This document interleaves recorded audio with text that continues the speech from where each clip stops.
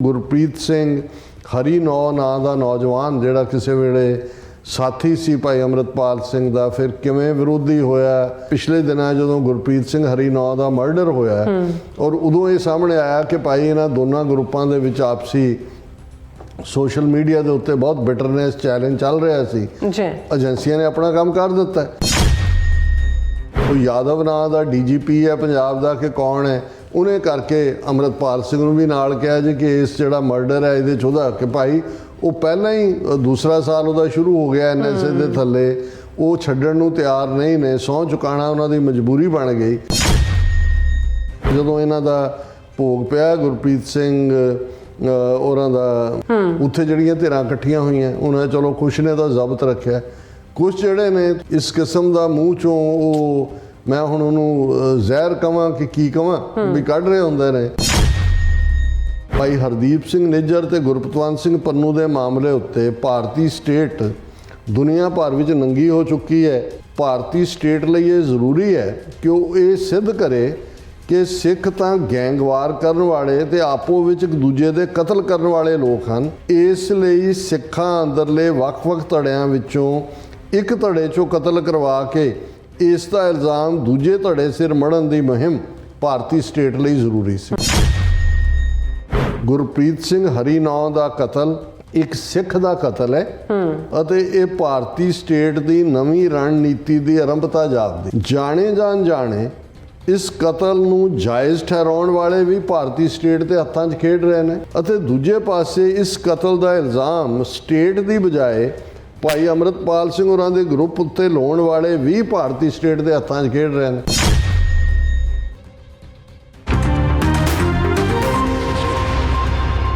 Viewers welcome back on program. So ਇਸ ਗੱਲਬਾਤ ਕਰਨ ਜਾ ਰਹੇ ਹਾਂ ਕਿ ਪੰਜਾਬ ਵਿਚਲੇ ਬਹੁਤ ਸਾਰੇ ਸਿੱਖ ਕਾਰਕੁਨ ਅਤੇ ਸਿੱਖ ਧਿਰਾਂ ਇੱਕ ਦੂਸਰੇ ਦੀ ਨਿੰਦਾ ਬਦਖੋਈ ਵਿੱਚ ਰੁੱਝੇ ਹੋਏ ਹਨ।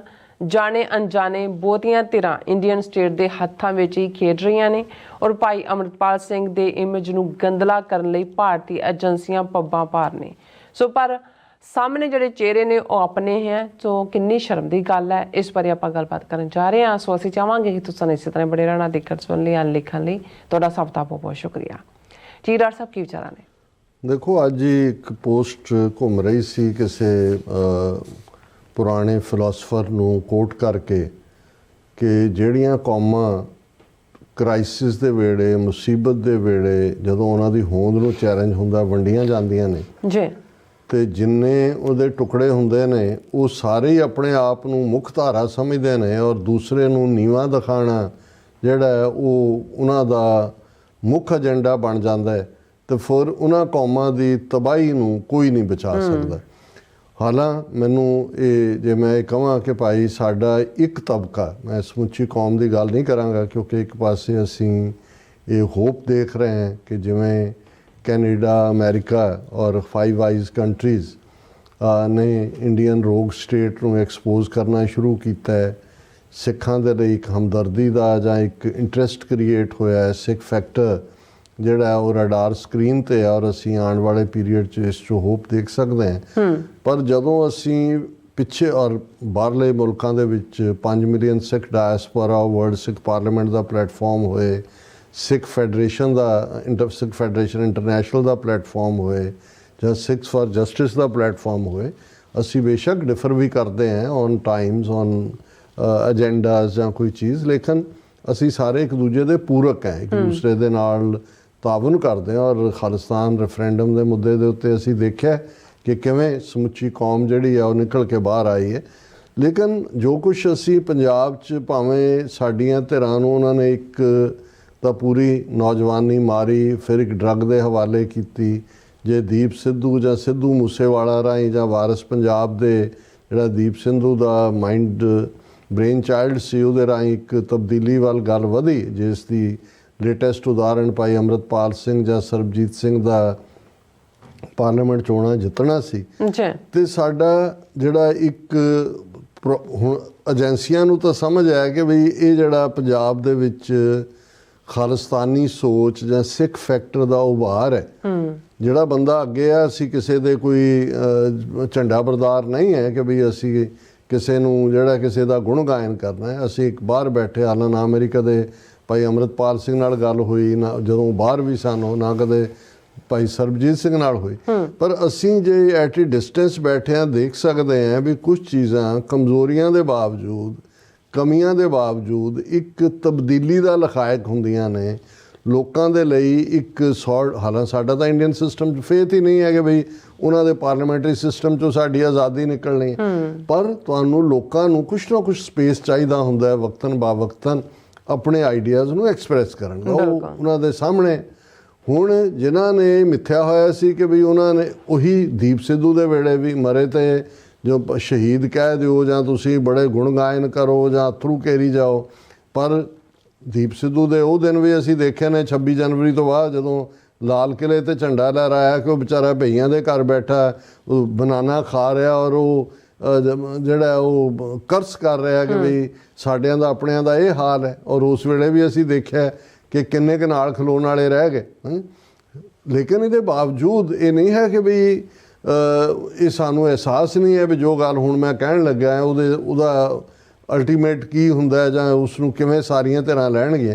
ਕਿਉਂਕਿ ਇਸ ਵੇਲੇ ਇੱਕ ਟ੍ਰੈਂਡ ਬਣ ਗਿਆ ਕਿ ਵੀ ਜੇ ਤੁਸੀਂ ਜਿਹੜਾ ਜਿਸ ਧੜੇ 'ਚ ਹੋ ਉਹਦੀ ਗੱਲ ਨਹੀਂ ਕਰਦੇ ਤੇ ਤੁਸੀਂ ਪੰਥ ਦੇ ਵੀ ਦੋਖੀ ਹੋ, ਤੁਸੀਂ ਸਰਕਾਰ ਦੇ ਏਜੰਟ ਹੋ ਔਰ ਇੰਨੇ ਕੁ ਸਰਟੀਫਿਕੇਟ ਵੰਡਣ ਲੱਗੇ ਹੋਏ ਹੈ। ਔਰ ਇਹ ਡਾਕਟਰ ਚੀਮਾ ਇਕਦਾਰ ਕਰਾਮਤ ਚੀਮਾ ਨੇ ਇੱਕ ਇਕੱਠ ਦੇ ਵਿੱਚ ਕਿਹਾ ਸੀ ਕਿ ਵੀ ਜਿੰਨਿਆਂ ਨੂੰ ਅਸੀਂ ਇੰਡੀਅਨ ਏਜੰਟ ਬਣਾਉਣ ਤੇ ਲੱਗੇ ਹੋਏ ਹੈ, ਜੇ ਇਹ ਨੇ ਤਾਂ ਕਹਿੰਦਾ ਵੀ ਫਿਰ ਕੌਮ ਦੀ ਗੱਲ ਕਰਨ ਵਾਲਾ ਕੌਣ ਹੈ? ਫਿਰ ਤਾਂ ਇਹਦਾ ਮਤਲਬ ਹੈ ਵੀ ਸਾਰਾ ਪੰਥ ਏਜੰਟਾਂ ਦਾ ਹੀ ਪੰਥ ਹੋ ਗਿਆ। ਔਰ ਹਾਲਾਤ ਇਹੀ ਨੇ ਬਿਲਕੁਲ। ਹੁਣ ਇਹ ਸਾਰੇ 'ਚ ਸੋਸ਼ਲ ਮੀਡੀਆ, ਜਿਵੇਂ ਮੈਂ ਕਿਹਾ ਵੀ ਇਹ ਦੋ ਧਾਰੀ ਤਲਵਾਰ ਹੈ। ਇੱਕ ਪਾਸੇ ਜਾਣਕਾਰੀ ਉਹਦੇ 'ਚੋਂ ਨਿਕਲਦੀ ਹੈ, ਦੂਸਰੇ ਪਾਸੇ ਮਿਸ ਇਨਫੋਰਮੇਸ਼ਨ ਉਹਦੇ 'ਤੇ ਆਪਸ 'ਚ ਉਲਝਦੇ ਨੇ। ਉਹਦੇ ਤੋਂ ਬਾਅਦ ਫਿਰ ਧਮਕੀਆਂ 'ਤੇ ਆ ਜਾਂਦੇ ਨੇ ਕਿ ਭਾਈ ਇੱਥੇ ਦੇਖ ਲੈ, ਉੱਥੇ ਦੇਖ ਲੈ, ਤੇਰਾ ਇਹ ਉਹਦਾ ਉਹ। ਉਹਦੇ 'ਚ ਕੋਈ ਨੋ ਬਾਰਸ, ਕਿਸੇ ਦੀ ਕੋਈ ਇੱਜ਼ਤ ਅਜ਼ਮਤ। ਉਹਨਾਂ ਨੂੰ ਇਹ ਭੁੱਲ ਜਾਂਦਾ ਵੀ ਅਸੀਂ ਸਿੱਖੀ ਬਾਣਾ ਦੂਜਾ ਪਾਇਆ, ਤੁਸੀਂ ਕਿਸੇ ਦੀਆਂ ਮਾਵਾਂ ਭੈਣਾਂ ਧੀਆਂ ਜਿਨ੍ਹਾਂ ਦੇ ਨਾਲ ਕੱਲ੍ਹ ਤੱਕ ਤੁਸੀਂ ਸਹਿਯੋਗੀ ਅਲਾਈ ਸੀ, ਉਹਨਾਂ ਬਾਰੇ ਤੁਸੀਂ ਕੀ ਗੱਲ ਕਰਦੇ ਹੋ? ਕੌਣ ਕੀ ਹੈ, ਕੌਣ ਕਿਹਦੀ ਪਿਕਚਰ ਐਡਿਟ ਕਰਕੇ ਪਾ ਰਿਹਾ, ਕੀ ਚੱਲ ਰਿਹਾ? ਹੁਣ ਇਸ ਕਿਸਮ ਦੀ ਬਿਟਰਨੈਸ 'ਚੋਂ ਗੁਰਪ੍ਰੀਤ ਸਿੰਘ ਹਰੀ ਨਾਂ ਦਾ ਨੌਜਵਾਨ, ਜਿਹੜਾ ਕਿਸੇ ਵੇਲੇ ਸਾਥੀ ਸੀ ਭਾਈ ਅੰਮ੍ਰਿਤਪਾਲ ਸਿੰਘ ਦਾ, ਫਿਰ ਕਿਵੇਂ ਵਿਰੋਧੀ ਹੋਇਆ, ਕੀ ਰੀਜ਼ਨ ਨੇ? ਮੈਂ ਨਾ ਇਹਨਾਂ ਨੂੰ ਕਦੇ ਦੇਖਿਆ, ਨਾ ਮੇਰਾ ਕੋਈ ਦਿਲਚਸਪੀ ਹੁੰਦੀ ਹੈ ਸੋਸ਼ਲ ਮੀਡੀਆ 'ਚ। ਪਰ ਇਹ ਗੱਲ ਸਾਹਮਣੇ ਆਈ ਕਿ ਵੀ ਪਿਛਲੇ ਦਿਨਾਂ ਜਦੋਂ ਗੁਰਪ੍ਰੀਤ ਸਿੰਘ ਹਰੀ ਨਾਂ ਦਾ ਮਰਡਰ ਹੋਇਆ ਔਰ ਉਦੋਂ ਇਹ ਸਾਹਮਣੇ ਆਇਆ ਕਿ ਭਾਈ ਇਹਨਾਂ ਦੋਨਾਂ ਗਰੁੱਪਾਂ ਦੇ ਵਿੱਚ ਆਪਸੀ ਸੋਸ਼ਲ ਮੀਡੀਆ ਦੇ ਉੱਤੇ ਬਹੁਤ ਬਿਟਰਨੈਸ ਚੈਲੰਜ ਚੱਲ ਰਿਹਾ ਸੀ। ਏਜੰਸੀਆਂ ਨੇ ਆਪਣਾ ਕੰਮ ਕਰ ਦਿੱਤਾ ਹੁਣ ਇੱਕ। ਔਰ ਜਿਉਂ ਹੀ ਇਹ ਹੋਇਆ, ਕਿਉਂਕਿ ਬਿਟਰਨੈਸ ਆਲਰੇਡੀ ਚੱਲ ਰਹੀ ਸੀ, ਤੇ ਜਿਹੜਾ ਉਹ ਯਾਦਵ ਨਾਂ ਦਾ ਡੀਜੀਪੀ ਹੈ ਪੰਜਾਬ ਦਾ ਕਿ ਕੌਣ ਹੈ, ਉਹਨੇ ਕਰਕੇ ਅੰਮ੍ਰਿਤਪਾਲ ਸਿੰਘ ਨੂੰ ਵੀ ਨਾਲ ਕਿਹਾ ਜੀ ਕਿ ਇਸ ਜਿਹੜਾ ਮਰਡਰ ਹੈ ਇਹਦੇ 'ਚ ਉਹਦਾ ਕਿ ਭਾਈ ਉਹ ਪਹਿਲਾਂ ਹੀ ਦੂਸਰਾ ਸਾਲ ਉਹਦਾ ਸ਼ੁਰੂ ਹੋ ਗਿਆ NSA ਦੇ ਥੱਲੇ, ਉਹ ਛੱਡਣ ਨੂੰ ਤਿਆਰ ਨਹੀਂ ਨੇ, ਸਹੁੰ ਚੁਕਾਉਣਾ ਉਹਨਾਂ ਦੀ ਮਜਬੂਰੀ ਬਣ ਗਈ। ਲੇਕਿਨ ਉਹ ਤਾਂ ਅੱਗੋਂ ਦੀ ਤਿਆਰੀ ਉਹਨੂੰ ਲੈ ਕੇ ਜਿਹੜਾ ਹੁਣ ਇੱਕ ਗਰੁੱਪ ਜਿਹੜਾ ਆਲਰੇਡੀ ਇਸ ਬੰਦੇ ਦੇ ਨਾਲ ਸੀ, ਉਹ ਉਸ ਥਿਊਰੀ ਨੂੰ ਜਸਟੀਫਾਈ। ਔਰ ਜਦੋਂ ਇਹਨਾਂ ਦਾ ਭੋਗ ਪਿਆ ਗੁਰਪ੍ਰੀਤ ਸਿੰਘ ਉਹਨਾਂ ਦਾ ਜਿਹੜਾ ਉਹਨਾਂ ਦਾ ਹਰੀ ਨਾਂ ਕਿ ਕੀ ਉਹਨਾਂ ਦਾ ਸ਼ਾਇਦ ਪਿੰਡ ਦੇ ਨਾਂ ਨਾਲ ਹੋਏਗਾ, ਉੱਥੇ ਜਿਹੜੀਆਂ ਧਿਰਾਂ ਇਕੱਠੀਆਂ ਹੋਈਆਂ, ਉਹਨਾਂ ਨੇ ਚਲੋ ਕੁਛ ਨੇ ਤਾਂ ਜ਼ਬਤ ਰੱਖਿਆ, ਕੁਛ ਜਿਹੜੇ ਨੇ ਤੁਸੀਂ ਜਦੋਂ ਖਾਲਸਾਈ ਬਾਣੇ 'ਚ ਦੇਖਦੇ ਹੋ ਖਲੋ ਕੇ ਇਸ ਕਿਸਮ ਦਾ ਮੂੰਹ 'ਚੋਂ ਉਹ, ਮੈਂ ਹੁਣ ਉਹਨੂੰ ਜ਼ਹਿਰ ਕਵਾਂ ਕਿ ਕੀ ਕਵਾਂ, ਵੀ ਕੱਢ ਰਹੇ ਹੁੰਦੇ ਨੇ, ਤੇ ਤੁਹਾਨੂੰ ਲੱਗਦਾ ਹੈ ਕਿ ਵੀ ਕੋਈ ਮਹਿਫੂਜ਼ ਨਹੀਂ ਹੈ ਜਿਹਨੂੰ ਅਸੀਂ ਜਿਹੜਾ ਕੋਈ ਸਕਾਰਾਤਮਕ ਢੰਗ ਦੇ ਨਾਲ ਕਿਸੇ ਸਿਚੁਏਸ਼ਨ ਨੂੰ ਸਮਝੀਏ। ਦੁਸ਼ਮਣ ਦੇਖ ਰਿਹਾ ਵੀ ਕੀ ਚੱਲ ਰਿਹਾ ਹੈ, ਅਸੀਂ ਕਿਹੜੇ ਕੰਮ 'ਚ ਪਏ ਹੋਏ ਆ, ਇਹੀ ਕੰਮ ਰਹਿ ਗਿਆ। ਹਰ ਇੱਕ ਦਾ ਦੂਜਾ ਏਜੰਟ ਬਣ ਗਿਆ, ਦੂਜਾ ਇਹ ਬਣ ਗਿਆ, ਹਰ ਕੋਈ ਕਹਿੰਦਾ ਮੇਰੇ ਕੋਲ ਸਬੂਤ ਨੇ, ਮੇਰੇ ਕੋਲ ਸਬੂਤ ਨੇ। ਤੇ ਉਹੀ ਫਿਰ ਹਾਲ ਹੈ ਕਿ ਬਈ ਖੁਆਰੀ ਤੋਂ ਬਿਨਾਂ ਕੁਛ ਨਹੀਂ ਨਿਕਲਦਾ। ਔਰ ਇਸ ਮੁੱਦੇ ਦੇ ਉੱਤੇ ਦੋ ਲਿਖਤਾਂ ਜਿਹੜੀਆਂ ਅੱਜ ਮੇਰੀ ਨਜ਼ਰ 'ਚੋਂ ਗੁਜ਼ਰੀਆਂ, ਕ੍ਰੈਡਿਟ ਉਹਨਾਂ ਦਾ ਹੀ ਹੈ। ਉਹਨਾਂ ਨੇ ਕੌਮ ਨੂੰ ਸੁਚੇਤ ਕੀਤਾ ਹੈ, ਐਕਟਿਵਿਸਟ ਨੂੰ ਸੁਚੇਤ ਕੀਤਾ ਕਿ ਭਾਈ ਤੁਸੀਂ ਕਿਹੜਾ ਰਸਤਾ ਫੜ ਲਿਆ। ਔਰ ਉਹਨਾਂ ਦੇ ਵਿੱਚ ਬਲਜੀਤ ਸਿੰਘ ਖਾਲਸਾ ਜਿਹੜੇ ਵੰਗਾਰ ਮੈਗਜ਼ੀਨ ਦੇ ਮੁੱਖ ਸੰਪਾਦਕ ਨੇ, ਉਹਨਾਂ ਨੇ ਫੁੱਲ ਪੇਜ ਇੱਕ ਇਸ ਦੇ ਉੱਤੇ ਅਪੀਲ ਵਾਂਗ ਕੀਤਾ, ਸਿੱਖੋ ਦੁਸ਼ਮਣ ਦੀ ਚਾਲ ਪਛਾਣੋ ਤੇ ਪਛਾੜੋ। ਗੱਲ ਧਿਆਨ ਨਾਲ ਸਮਝਣ ਵਾਲੀ ਤੇ ਬਹੁਤ ਗੰਭੀਰ ਹੈ। ਭਾਈ ਹਰਦੀਪ ਸਿੰਘ ਨਿੱਜਰ ਤੇ ਗੁਰਪਤਵੰਤ ਸਿੰਘ ਪੰਨੂ ਦੇ ਮਾਮਲੇ ਉੱਤੇ ਭਾਰਤੀ ਸਟੇਟ ਦੁਨੀਆ ਭਰ ਵਿੱਚ ਨੰਗੀ ਹੋ ਚੁੱਕੀ ਹੈ। ਕਿ ਇਹ ਆਜ਼ਾਦੀ ਮੰਗਦੇ ਸਿੱਖਾਂ ਨੂੰ ਕਤਲ ਕਰਵਾਉਣ ਲਈ ਗੈਂਗਸਟਰਾਂ ਤੱਕ ਦੀ ਵਰਤੋਂ ਕਰ ਰਹੀ ਹੈ। ਬਿਲਕੁਲ ਕਲੀਅਰ ਹੈ ਵੀ ਕਿੱਥੇ ਹਮਦਰਦੀ ਫੈਕਟਰ ਹੈ। ਜੀ ਦੁਨੀਆ ਭਰ ਵਿੱਚ ਹੋ ਰਹੀ ਇਸ ਬਦਨਾਮੀ ਚੋਂ ਨਿਕਲਣ ਲਈ ਭਾਰਤੀ ਸਟੇਟ ਲਈ ਇਹ ਜ਼ਰੂਰੀ ਹੈ ਕਿ ਉਹ ਇਹ ਸਿੱਧ ਕਰੇ ਕਿ ਸਿੱਖ ਤਾਂ ਗੈਂਗਵਾਰ ਕਰਨ ਵਾਲੇ ਤੇ ਆਪੋ ਵਿੱਚ ਇੱਕ ਦੂਜੇ ਦੇ ਕਤਲ ਕਰਨ ਵਾਲੇ ਲੋਕ ਹਨ। ਭਾਰਤੀ ਸਟੇਟ ਦਾ ਤਾਂ ਐਵੇਂ ਹੀ ਨਾਂ ਲੱਗ ਜਾਂਦਾ ਹੈ। ਇਸ ਲਈ ਸਿੱਖਾਂ ਅੰਦਰਲੇ ਵੱਖ-ਵੱਖ ਧੜਿਆਂ ਵਿੱਚੋਂ ਇੱਕ ਧੜੇ 'ਚੋਂ ਕਤਲ ਕਰਵਾ ਕੇ ਇਸ ਦਾ ਇਲਜ਼ਾਮ ਦੂਜੇ ਧੜੇ ਸਿਰ ਮੜਨ ਦੀ ਮੁਹਿੰਮ ਭਾਰਤੀ ਸਟੇਟ ਲਈ ਜ਼ਰੂਰੀ ਸੀ। ਬਿਲਕੁਲ ਠੀਕ ਬੈਕਗਰਾਉਂਡ ਉਹਨਾਂ ਨੇ ਕੀਤੀ ਕਿ ਵੀ ਇਸ ਵੇਲੇ ਫਸੇ ਹੋਏ ਨੇ ਪੰਜਾਬ 'ਚ, ਉਹਨਾਂ ਲਈ ਕੋਈ ਜ਼ਰੂਰੀ ਸੀ ਕਿ ਬਾਹਰਲਿਆਂ ਨੂੰ ਕਹਿਣ ਇਹ ਤਾਂ ਜੀ ਦੇਖੋ ਕਰਦੇ ਨੇ ਇੱਕ ਦੂਜੇ ਦਾ ਕਤਲ, ਇਹ ਤਾਂ ਗੈਂਗਸਟਰਾਂ ਦੀ ਕੌਮ ਹੈ, ਕ੍ਰਿਮੀਨਲ ਟਰਾਈਬ ਹੈ, ਅਸੀਂ ਇਹਨਾਂ ਨੂੰ ਤਾਂ ਪਹਿਲਾਂ ਹੀ 10 ਅਕਤੂਬਰ 1947 ਨੂੰ ਜ਼ਰਾਇਮ ਪੇਸ਼ਾ ਕਬੀਲਾ ਐਲਾਨਿਆ। ਹੁਣ ਤੇ ਉਹਨਾਂ ਨੇ ਕਿਹਾ ਵੀ ਭਾਰਤੀ ਸਟੇਟ ਨੇ ਇਹ ਮੁਹਿੰਮ ਆਰੰਭ ਕਰ ਦਿੱਤੀ ਹੈ। ਗੁਰਪ੍ਰੀਤ ਸਿੰਘ ਹਰੀ ਨਾਂ ਦਾ ਕਤਲ ਇੱਕ ਸਿੱਖ ਦਾ ਕਤਲ ਹੈ ਅਤੇ ਇਹ ਭਾਰਤੀ ਸਟੇਟ ਦੀ ਨਵੀਂ ਰਣਨੀਤੀ ਦੀ ਆਰੰਭਤਾ ਜਾਪਦੀ ਹੈ। ਜਾਣੇ ਜਾਂ ਅਣਜਾਣੇ ਇਸ ਕਤਲ ਨੂੰ ਜਾਇਜ਼ ਠਹਿਰਾਉਣ ਵਾਲੇ ਵੀ ਭਾਰਤੀ ਸਟੇਟ ਦੇ ਹੱਥਾਂ 'ਚ ਖੇਡ ਰਹੇ ਨੇ, ਜਿਹੜੇ ਜਸਟੀਫਾਈ ਕਰ ਰਹੇ ਨੇ ਜੀ ਇਹ ਤਾਂ ਬਹੁਤ ਇਹ ਨੈਗੇਟਿਵ ਕਰਦਾ ਸੀ ਜੀ, ਇਹ ਇਵੇਂ ਹੀ ਸੀ, ਵਾਜਬੁਲ ਕਤਲ ਸੀ, ਮਾਰੇ ਜਾਣ ਦੇ, ਉਹ ਵੀ ਇੰਡੀਅਨ ਸਟੇਟ ਦੀ ਗੇਮ ਖੇਡ ਰਹੇ ਨੇ। ਅਤੇ ਦੂਜੇ ਪਾਸੇ ਇਸ ਕਤਲ ਦਾ ਇਲਜ਼ਾਮ ਸਟੇਟ ਦੀ ਬਜਾਏ ਭਾਈ ਅੰਮ੍ਰਿਤਪਾਲ ਸਿੰਘ ਹੋਰਾਂ ਦੇ ਗਰੁੱਪ ਉੱਤੇ ਲਾਉਣ ਵਾਲੇ ਵੀ ਭਾਰਤੀ ਸਟੇਟ ਦੇ ਹੱਥਾਂ 'ਚ ਖੇਡ ਰਹੇ ਨੇ, ਉਹ ਵੀ ਉਹੀ ਖੇਡ ਰਹੇ ਨੇ।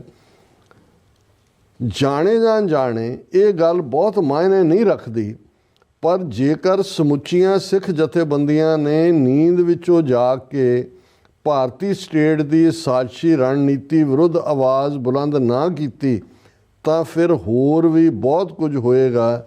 ਇਹ ਅਸੀਂ ਬਿਲਕੁਲ ਜੋ ਬਲਜੀਤ ਸਿੰਘ ਖਾਲਸਾ ਜੀ ਨੇ ਵਾਰਨਿੰਗ ਦਿੱਤੀ ਹੈ ਉਸ ਦੇ ਉੱਤੇ ਆਪਣੀ ਮੋਹਰ ਲਾਉਂਦੇ ਔਰ ਇਹ ਸਾਡਾ ਹਾਲ ਕੀ ਹੈ। ਔਰ ਕਈ ਵਾਰੀ ਜਿਹੜੀਆਂ ਕਹਾਣੀਆਂ ਰੂਪ ਦੇ ਵਿੱਚ ਕੋਈ ਗੱਲ ਕਹੀ ਜਾਂਦੀ ਹੈ ਉਸ ਦੇ ਡੀਪ ਮਤਲਬ ਹੁੰਦੇ ਨੇ। ਔਰ ਇਸੇ ਲਾਈਨ ਦੇ ਉੱਤੇ ਜਿੱਥੇ ਅੱਜ ਸਾਡੇ ਐਕਟਿਵਿਸਟ ਫਸੇ ਹੋਏ ਨੇ ਇੱਕ ਦੂਜੇ ਤੇ ਇਲਜ਼ਾਮਬਾਜ਼ੀ, ਸੁਖਵਿੰਦਰ ਸਿੰਘ ਹੋਰਾਂ ਦੀ ਇੱਕ ਲਿਖਤ ਮੇਰੀਆਂ ਨਜ਼ਰਾਂ 'ਚੋਂ ਗੁਜ਼ਰੀ ਇਸੇ ਇਸ਼ੂ ਨੂੰ ਜੋ ਅੱਜ ਬਣਿਆ ਹੋਇਆ ਹਾਲਾਤ ਉਹਦੇ 'ਤੇ ਹੀ ਉਹਨਾਂ ਨੇ ਇੱਕ ਬੜੀ ਖੂਬਸੂਰਤ ਜਿਹੜੀ ਹੈ ਉਹ ਕਹਾਣੀ ਰਾਹੀਂ ਇਸ ਨੂੰ ਜਿਹੜਾ ਹੈ ਉਹ ਬਿਆਨਿਆ, ਉਹ ਵੀ ਮੈਂ ਸਾਂਝੀ ਕਰਨਾ ਚਾਹੁੰਦਾ। ਉਹ ਕਹਿੰਦੇ ਨੇ ਕੇਰਾਂ ਗਾਜਰਾਂ ਦੇ ਖੇਤਾਂ ਦੁਆਲੇ ਰਹਿੰਦੇ ਖਰਗੋਸ਼ਾਂ ਵਿੱਚ ਕਿਸੇ ਗੱਲੋਂ ਮਤਭੇਦ ਪੈਦਾ ਹੋ ਗਏ। ਕਹਿੰਦੇ ਹਨ ਕਿ ਮਤਭੇਦ ਵੀ ਇੱਕ ਸ਼ਰਾਰਤੀ ਧਿਰ ਵੱਲੋਂ ਪਾਏ ਗਏ ਜੋ ਸਾਰੇ ਖਰਗੋਸ਼ਾਂ ਨੂੰ ਆਪਣੇ ਹਿਸਾਬ ਨਾਲ ਚਲਾਉਣਾ ਚਾਹੁੰਦੀ ਸੀ, ਕ੍ਰੀਏਟ ਵੀ ਕੀਤੇ ਗਏ। ਗੱਲ ਵੱਧਦੇ ਇੰਨੀ ਵੱਧ ਗਈ ਕਿ ਸਦੀਆਂ ਤੋਂ ਸਕੇ ਭਰਾਵਾਂ ਵਾਂਗ ਇੱਕ ਦੂਜੇ ਲਈ ਮਰਨ ਲਈ ਤਿਆਰ ਖਰਗੋਸ਼ਾਂ ਦੀ ਕੁੱਲ ਆਬਾਦੀ 2 ਧਿਰਾਂ 'ਚ ਵੰਡੀ ਗਈ। ਦੋਵੇਂ ਧਿਰਾਂ ਦੇ ਆਗੂ ਤੇ ਸਿਆਣੇ ਜਿੱਥੇ ਕਿੱਥੇ ਮਿਲਦੇ ਤਾਂ ਚਰਚਾ ਕਰਦੇ। ਪਹਿਲਾਂ ਤਾਂ ਚਰਚਾ ਸੁਹਿਰਦ ਹੁੰਦੀ ਰਹੀ ਪਰ ਹੌਲੀ ਤਲਖੀ ਵੱਧਦੀ ਗਈ। ਮਤਭੇਦ ਕਦੋਂ ਝਗੜਾ ਬਣ ਗਏ ਪਤਾ ਹੀ ਨਹੀਂ ਲੱਗਾ। ਧਿਰਾਂ ਹੁਣ ਇੱਕ ਦੂਜੇ ਦੀਆਂ ਦੁਸ਼ਮਣ ਹੋ ਗਈਆਂ ਸਨ, ਪਰ ਰਾਮ ਰੌਲੇ 'ਚ ਇਹ ਪਤਾ ਲਾਉਣਾ ਔਖਾ ਹੋ ਗਿਆ ਕਿ ਕੌਣ ਕੀ ਬੋਲ ਰਿਹਾ। ਵੈਸੇ ਰੌਲਾ ਆਪੂ ਬਣੇ ਆਗੂ ਹੀ ਪਾ ਰਹੇ ਸਨ। ਦੇਖਾ ਦੇਖੀ ਵੇਲੜ ਛੋਰ ਵੀ ਇਧਰੋਂ ਉਧਰੋਂ ਸੁਣਾ ਕੇ ਖੱਪ ਗਿਆਨ ਝਾੜਨ ਉੱਤਰ ਆਏ। ਕਹਿ ਲਵੋ ਆਪਾ ਤਾਪੀ ਬਣ ਗਈ। ਆਮ ਮਿਹਨਤੀ ਖਰਗੋਸ਼ ਕੁਝ ਸਮਝ ਨਹੀਂ ਪਾ ਰਹੇ ਸੀ ਕਿ ਹੋ ਕੀ ਰਿਹਾ ਹੈ। ਇੱਧਰ ਵੀ ਆਪਣੇ ਭਾਈਬੰਦ, ਉਧਰ ਵੀ ਆਪਣੇ ਸਕੇ, ਕਿਹਦੇ ਨਾਲ ਖੜੀਏ ਤੇ ਕਿਹਦੇ ਨਾਲ ਵੈਰ ਪਾਈਏ। ਕਿਉਂਕਿ ਜੇ ਕਿਸੇ ਇੱਕ ਦੀ ਗੱਲ ਨੂੰ ਸਹੀ ਆਖਦੇ ਤਾਂ ਦੂਜੇ ਝੱਟ ਠੱਪਾ ਲਾ ਦਿੰਦੇ, ਦੇਖੋ ਇਹ ਖਰਗੋਸ਼ ਹੀ ਨਹੀਂ ਇਹ ਤਾਂ ਪਿੱਟਿਆ ਗਿਆ। ਜੋ ਇਹ ਆਪਣੀ ਹਾਲਤ ਬਿਆਨ ਰਹੇ ਨੇ ਵੀ ਅੱਜ ਅਸੀਂ ਕਿਸ ਲੈਵਲ ਤੇ। ਖੇਤਾਂ ਦੇ ਨੇੜੇ ਕੁਝ ਲੂਮੜ ਰਹਿੰਦੇ ਸੀ। ਇੱਕ ਚਲਾਕ ਲੂਮੜ ਨੇ ਕੇਰਾਂ ਇੱਕ ਰੱਜੇ ਪੁੱਜੇ ਛੋਰ ਨੂੰ ਆਖਿਆ, ਦੇਖ ਮੇਰੀ ਖੁੱਡ ਦੇ ਉੱਤੇ ਉੱਚੀ ਥਾਂ ਹੈ, ਤੂੰ ਜੇ ਇਹਦੇ ਉੱਤੇ ਬਹਿ ਕੇ ਮੇਰੇ ਨਾਲ ਗੱਲਾਂ ਕਰ, ਤੂੰ ਵਿਗੜੇ ਹੋਏ ਖਰਗੋਸ਼ਾਂ ਬਾਰੇ ਜੋ ਜੀ ਆਏ ਬੋਲੀ ਜਾਈਂ, ਮੈਂ ਤੇਰੀ ਗੱਲ ਤੇ ਵਾਹ ਕਰੀ ਜਾਊਂ, ਦੇਖੀ ਕਿਵੇਂ ਤੇਰੀ ਜੈ ਜੈਕਾਰ ਹੁੰਦੀ ਹੈ। ਬਸ ਤੂੰ ਮੇਰੇ ਲਈ 2-2.5 ਸੇਰ ਗਾਜਰਾਂ ਲੈਂਦਾ ਆਵੀਂ। ਛੋਰ ਖਰਗੋਸ਼ ਨੂੰ ਗਲ ਭਾ ਗਈ। ਉਹਨੇ ਚੋਰੀਓਂ ਗਾਜਰਾਂ ਲੂਮੜ ਨੂੰ ਦਿੱਤੀਆਂ ਤੇ ਅਨਾਪ ਸ਼ਨਾਪ ਬੋਲ ਕੇ ਉਹ ਗਿਆ। ਪਰ ਰਾਤੋਂ ਰਾਤ ਸਾਰੇ ਲੰਮੇ ਕੰਨਾਂ ਵਾਲਿਆਂ ਦੀ ਮੰਡਲੀ ਵਿੱਚ ਨਾਮ ਹੋ ਗਿਆ ਕਿ ਦੇਖੋ ਜੀ ਵਾਹ ਕਿਆ ਉਹਨੇ ਜਿਹੜੀ ਹੈ ਉਹ ਲਾਈ ਹੈ ਦੂਜਿਆਂ ਖਰਗੋਸ਼ਾਂ ਦੇ। ਖੇਤ ਦੀ ਪਰਲੀ ਨੁਕਰੇ ਰਹਿੰਦੇ ਇੱਕ ਆਲਮ ਫਾਜ਼ਲ ਦੇ ਹਲਕ ਇਹ ਗੱਲ ਉਤਰੀ ਨਾ। ਕੋਈ ਲਰਨਡ ਜਿਹੜਾ ਸੀ ਉਹਨੂੰ ਲੱਗਿਆ ਵੀ ਇਹ ਕੀ ਹੋਣ ਲੱਗ ਗਿਆ। ਆਖਰ ਉਹ ਲੂਮਣ ਨੂੰ ਕਹਿੰਦਾ ਹੈ, ਜਿਹਨੂੰ ਆਪਣੀ ਛੱਤ ਤੇ ਬਿਠਾਇਆ ਸੀ ਉਹਨੇ ਕੱਖ ਨਹੀਂ ਪੜਿਆ, ਤੂੰ ਕਾਹਤੋਂ ਉਹਨੂੰ ਬੁਲਾਇਆ। ਲੂਮਣ ਕਹਿੰਦਾ, ਭਰਾਵਾ ਮੈਨੂੰ ਤੁਹਾਡੇ ਗਿਆਨ ਦਾ ਇਲ ਤੇ ਕੁੱਕੜ ਨਹੀਂ ਪਤਾ, ਮੈਨੂੰ ਨਹੀਂ ਹੈ। ਉਹਨੇ 2.5 ਸੇਰ ਕੂਲੀਆਂ ਗਾਜਰਾਂ ਦਿੱਤੀਆਂ ਤੇ ਮੈਂ ਬਹਿ ਗਿਆ ਉਹਦੇ ਨਾਲ। ਗੱਲ ਤਾਂ ਮੇਰੀ ਸਾਰੀ ਉੱਤੋਂ ਦੀ ਲੰਘ ਗਈ। ਐਂ ਕਰ, ਤੂੰ ਮੈਨੂੰ 4 ਸੇਰ ਗਾਜਰਾਂ ਲਿਆ ਦੇ, ਤੂੰ ਮਰ ਜਾ, ਜੋ ਮਰਜੀ ਬੋਲੀ ਜਾ, ਤੇਰੀ ਵੀ ਬੱਲੇ ਬੱਲੇ ਕਰਾ ਦੂੰ। ਹੁਣ ਇਹ ਹਾਲਾਤ ਕਨਕਲੂਡ ਉਹਨਾਂ ਨੇ ਕੀਤਾ। ਬਸ ਫੇਰ ਕੀ ਸੀ, ਤੋਰਾ ਤੁਰ ਪਿਆ। ਖੇਤਾਂ ਦੇ ਚਾਰੇ ਪਾਸੇ ਦਰਜਨਾਂ ਲੂਮੜਾਂ ਨੇ ਆਪੋ ਆਪਣੇ ਕੋਠੇ ਸਜਾ ਲਏ। ਸਾਰੇ ਖਰਗੋਸ਼ ਗਾਜਰਾਂ ਦੇ ਝੋਲੇ ਫੜੀ ਕਤਾਰਾਂ 'ਚ ਖਲੋ ਕੇ, ਕਦੋਂ ਮੇਰੀ ਵਾਰੀ ਆਊ, ਸੁਣੋ ਭੂਰੇ ਕੰਨਾਂ ਵਾਲੇ ਦੇ ਬੜ ਬੋਲ, ਆਵੋ ਕੋਈ ਬੁੱਧੀਮਾਨ, ਮੈਂ ਆਪਣਾ ਕੰਨ ਕੁਤਰੂ ਆਪਣਾ ਕੁਤਰੇ। ਛੋਟੇ ਵਾਲੇ ਖਰਗੋਸ਼ ਦੀਆਂ ਖੱਟੀਆਂ ਗੱਲਾਂ, ਪਹਿਲੀ ਵਾਰ ਡੱਬ ਖੜੱਬਾ ਖਰਗੋਸ਼ ਸਾਡੀ ਛੱਤ ਤੇ ਸੁਣ ਕੇ ਕੰਨਾਂ ਨੂੰ ਹੱਥ ਲੱਗ ਜਾਣਗੇ। ਹੌਲਾ ਹੌਲਾ ਪਹਿਲਾਂ ਨਾਲੋਂ ਇਹ ਹੁਣ ਨਾਰੇ ਵੱਜਣ ਲੱਗ ਗਏ। ਉਹ ਉੱਥੇ ਉਹਨੇ ਆਪਣੀ ਸਟੇਜ ਸਜਾਈ ਹੈ, ਉੱਥੇ ਸਜਾਈ ਹੈ, ਆ ਜਾਓ ਭਰਾਓ ਜਿਹੜਾ ਇਹ ਗੱਲ ਸੁਣੋ।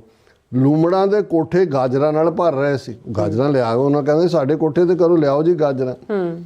ਉਹ ਨਿਤ ਨਵੇਂ ਤੋਂ ਨਵਾਂ ਤੇ ਘਟੀਏ ਤੋਂ ਘਟੀਆ ਸ਼ੋਸ਼ਾ ਛੱਡੀ ਜਾ ਰਹੇ ਸੀ। ਸਿਆਣਿਆਂ ਨੇ ਬਥੇਰਾ ਕਿਹਾ, ਓਏ ਕਮਲਿਓ ਨਾ ਘਰ ਲਟਾਓ, ਕੱਖ ਨਹੀਂ ਜੇ ਪਿਆ ਇਹਨਾਂ ਗੱਲਾਂ 'ਚ, ਸਿਰ ਜੋੜ ਕੇ ਬੈਠੋ, ਏਕਾ ਬਣਾਓ। ਸਾਰੇ ਪਸ਼ੂ ਪੰਛੀਆਂ 'ਚ ਸਾਡੀ ਜੱਗ ਹਸਾਈ ਹੁੰਦੀ ਪਈ ਹੈ।